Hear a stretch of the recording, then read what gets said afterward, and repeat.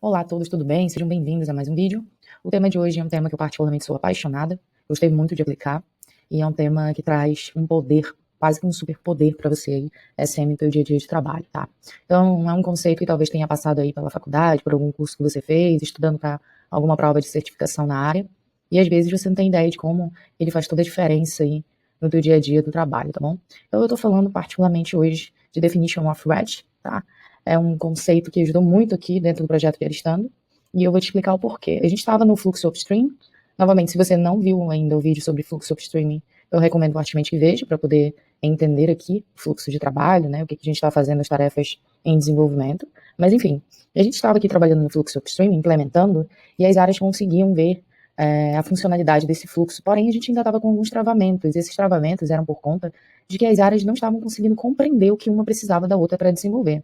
Então, basicamente, imaginem que a área de design, por exemplo, ela não conseguia prototipar alguma tela de baixa ou média fidelidade se ela não tivesse uma user story com critérios de aceite, vamos supor, né? E a área de produto não conseguia entender o que ela precisava entregar ali para a área de design, para que a área de design conseguisse executar suas tarefas. As áreas também não tinham noção das tarefas uma das outras, então tinham noções muito vagas do que precisava ser feito. Então a gente estava, assim, com fluxo upstream, né, as atividades em cada área, mas essa falta de visibilidade, talvez de transparência, de atividade das outras áreas, estava dificultando um pouco o trabalho.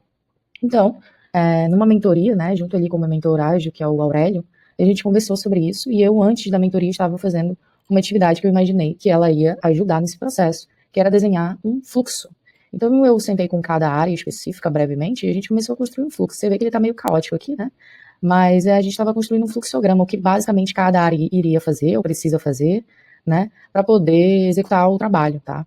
Então eu estava construindo esse fluxo e conversei com o meu mentor ágil sobre essa dificuldade, sobre o que eu estava planejando fazer, e ele trouxe, né, esse conceito que eu já conhecia, mas que passou realmente batido, né, como uma solução para aplicar nesse caso, que eu quero trazer hoje para vocês. Essa definition of red, você também pode ver com outros termos, como definição de preparado, tá?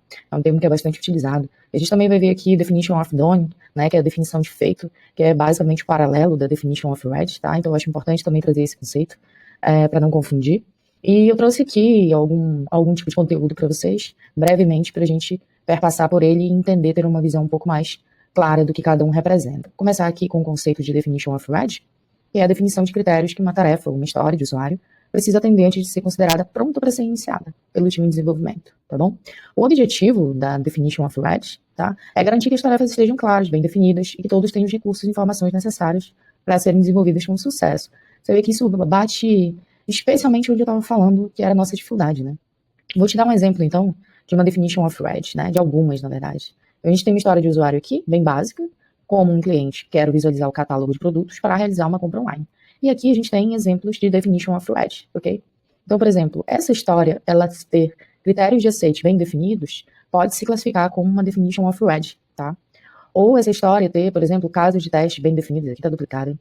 Casos de teste bem definidos, wireframing de alta fidelidade, validação do stakeholder. Então, tudo isso podem ser classificados como definition of red de uma história, né? Então, se essa história ela tiver isso no seu esqueleto, no seu escopo, no seu conteúdo ali do documento, então essa história ela tem definition of reds, tá? Muito bem estruturadas para que esse item ele vá para a nossa sprint, tá?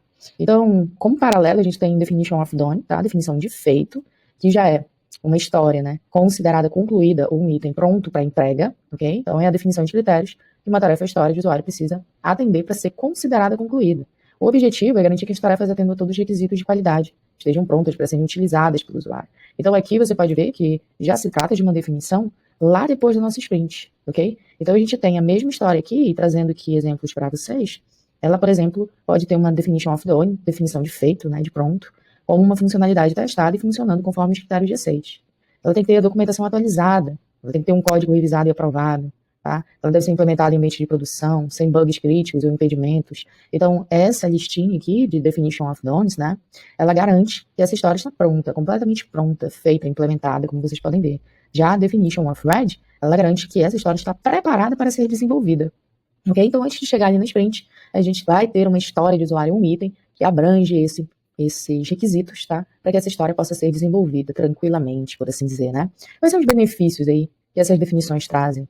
Elas trazem melhor comunicação e colaboração, maior qualidade do trabalho, maior produtividade e maior agilidade, porque elas aumentam significativamente a transparência, né, e a colaboração entre o time. Então, quando o time, cada área, cada integrante consegue visualizar o que cada área faz, em qual etapa, né, e o que essas histórias precisam ter, por exemplo, para elas estarem prontas, para entrar ali no nosso backlog da sprint, então isso aumenta substancialmente o entendimento, né, a transparência. Então as pessoas conseguem colaborar ali entre as áreas para deixar essa história nesse ponto aqui, né. Então a gente pode ver aqui que no fluxo upstream, vou trazer para vocês, a gente adaptou isso lá na mentoria com o Aurélio. Por quê? Porque para adaptar o fluxo upstream, a gente precisava ter definições de pronto de cada área, né? Então a gente chama isso de políticas explícitas de transição, ok?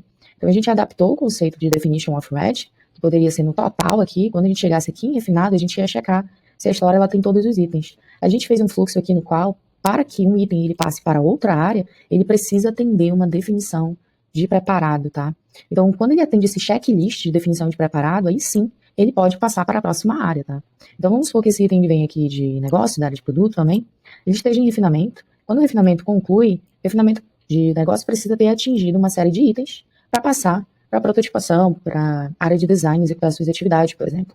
Então, vamos supor que a área de design ela não consiga prototipar o wireframe de alta fidelidade. Se ela não tiver nessas histórias aqui, nos itens anteriores, se a área de produto não tiver escrito a história de usuário no padrão, né, com critérios de aceite, por exemplo, e regras de negócio, tá? Então, a área de negócio, ela precisa saber que ela precisa ter essa estrutura para poder essa história, ela passar para a área de design, e a área de design conseguir desenvolver suas atividades, ok? Então, aqui, esse fluxograma que foi criado, né, que a gente foi executando, foi basicamente um entendimento do que cada área fazia, tá? E aí foi possível estabelecer, por exemplo, bem aqui na área de produto, um certo padrão para a história de usuário, tá? Então, a nossa história de usuário dentro da área de produto, quando ela está em refinamento do produto, está sendo construído, escrito, né, a user story com um modelo que foi desenvolvido, né, ela está sendo construído ali critérios de aceite para essa história específica, e está sendo escrito, por exemplo, regras de negócio. Tem outros itens também, mas esse foi o inicial que a gente traçou, tá bom? Por exemplo, a área de design especificou aqui o wireframe de baixa, média e alta fidelidade, e o que ela precisava da área de produto, por exemplo, para ela desenvolver cada wireframe desse, tá? Então, esses wireframes, eles são desenvolvidos em etapas, né, por etapas, por assim dizer, e cada etapa precisa, né, de requisitos da área de produto para desenvolver esses itens, ok? Bom, legal. Então, foquem nesse ponto aqui de políticas de transição para cada etapa, melhor dizendo, para cada área, porque foi exatamente assim que a gente implementou no ClickUp, que eu vou mostrar agora para vocês, tá? Então, acompanhe essa ideia, e agora a gente vai ver aqui os checklists de cada área, tá? Que correspondem especificamente às nossas definition of red, beleza? Vamos lá, o primeiro checklist aqui, eu vou mostrar para vocês, é um checklist da área de produto. Então, quando a área de produto vai passar para a próxima área. Nossa próxima área é a área de Tech Write, tá? Então, para a área de produto, ela passar, por exemplo, para a nossa área específica aqui de Tech Write, a história tem que ter sido criada a partir de um requisito lá do nosso Discovery. Esse é o primeiro item do checklist, tá?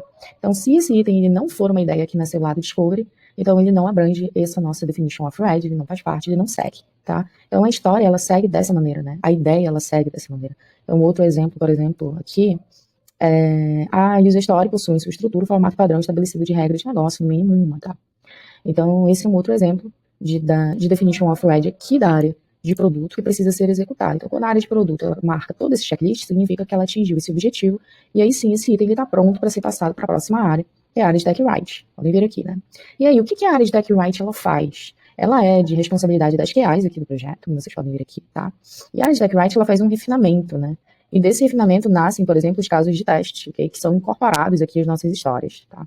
Depois da área de Tech Write, né, desse refinamento com as QAs passam esse item para pronto para design, ok? Então, quando ela passa esse item para pronto para design, ela já atingiu todos esses objetivos aqui.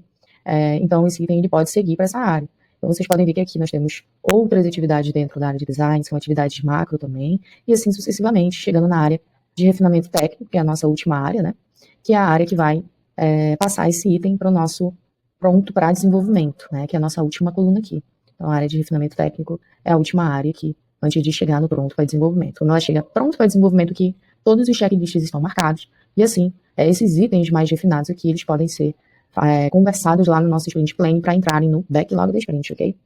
Então, é basicamente esse o conceito, e esse conceito, ele foi extremamente poderoso para aumentar a nossa transparência. Então, todo mundo consegue entender o que cada área faz, e a gente tem um poder de estimativa muito maior agora, Então, a gente consegue ver em quanto tempo, né, cada etapa demora a ser desenvolvida, o porquê, a gente consegue achar gargalos, a gente consegue achar furos muito mais facilmente, tá? Mas é importante falar para você, por exemplo, que esse tipo de implementação, Definition of Red, ela não precisa ser uma burocracia aqui no teu fluxo, ela vem para te ajudar, não para ser uma burocracia exacerbada. Então, é um checklist que a gente vem acompanhando, né, diariamente no trabalho de cada área para ver se de fato ele está sendo fluido, né? Ele não está embarreirando o trabalho. Um exemplo disso, por exemplo, é aqui na área de design, checklist de design, quando a gente precisava que essas user stories elas tivessem documentação handoff, tá? Uma documentação que parte aqui da área de design para construir.